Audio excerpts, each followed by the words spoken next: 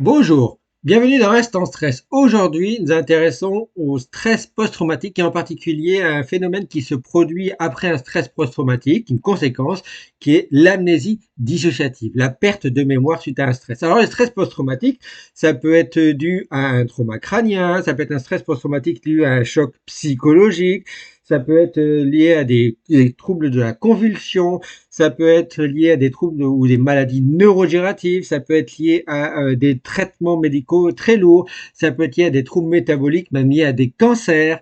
Eh bien, vous devez savoir que au cours de ce stress post-traumatique, il y a un mécanisme de protection du cerveau qui peut se produire. On appelle ça l'amnésie dissociative. L'amnésie dissociative, c'est une perte de mémoire sélective et qui est temporaire ou pas, qui est totale ou partielle.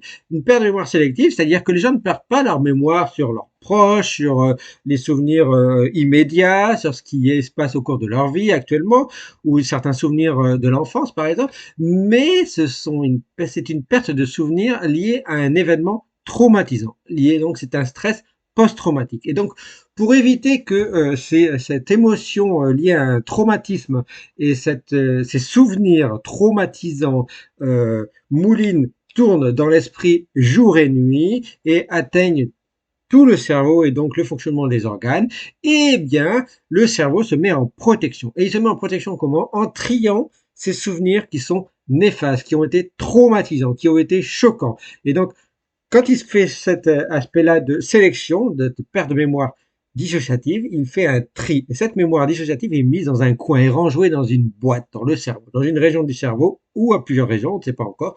En tout cas, elle est mise à l'écart, elle est isolée. Et donc, c'est pour ça que cette de perte de mémoire, elle peut être dissociative, elle est dissociative, elle peut être partielle ou totale.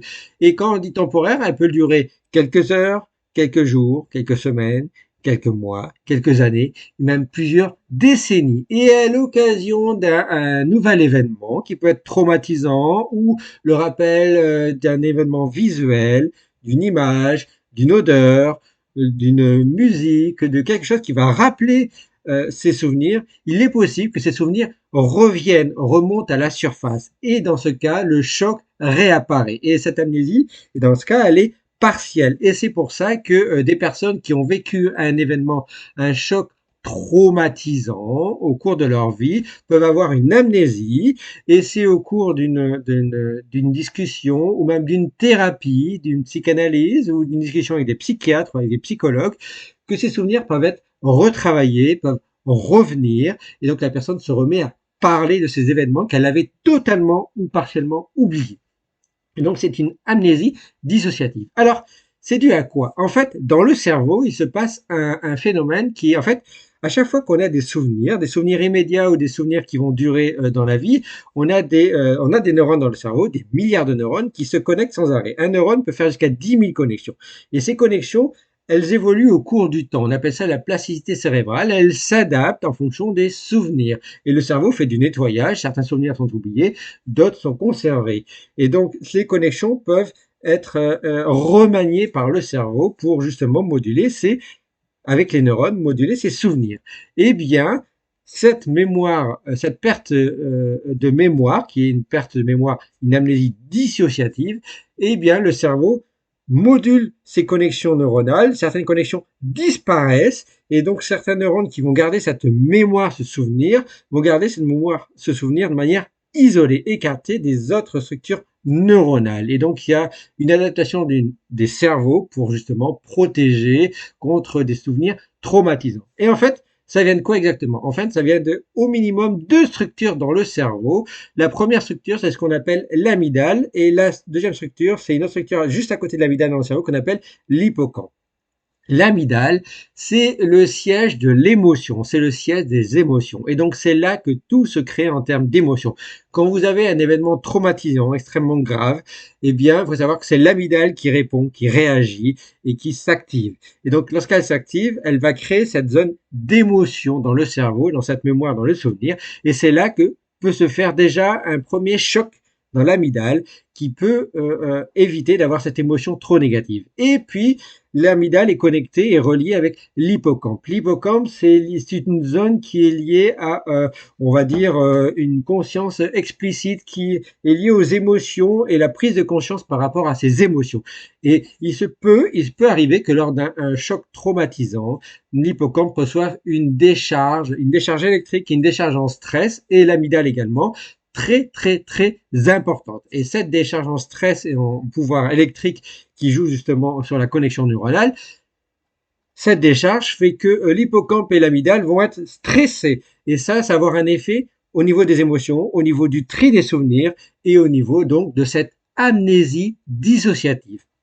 Et donc tout ça, tout ce stress va devenir chronique, et donc le cerveau va se mettre en protection au niveau de l'amygdale, au niveau de l'hippocampe, et va trier ces souvenirs traumatisants. Et donc vous pouvez avoir ce qu'on appelle une amnésie dissociative. Alors ça, on entend parler de plus en plus, et je vous en parle parce qu'on entend parler de plus en plus dans les médias, en lien avec, par exemple, les attentats. Alors, je ne vais pas vous en parler maintenant, mais les stress post-traumatiques, il y a des études qui sont liées aux attentats ou à des événements, des grands accidents qui sont très traumatisants.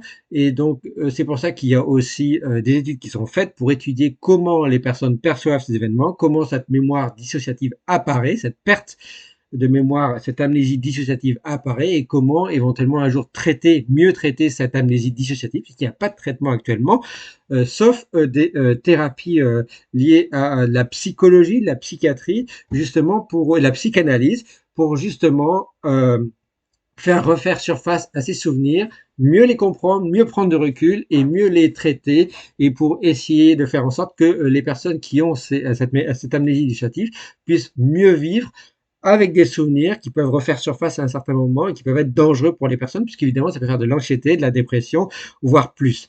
Et donc ça, on en parle autant dans des accidents, dans des attentats, mais aussi dans des événements traumatisants qui sont, par exemple, des viols, des agressions sexuelles.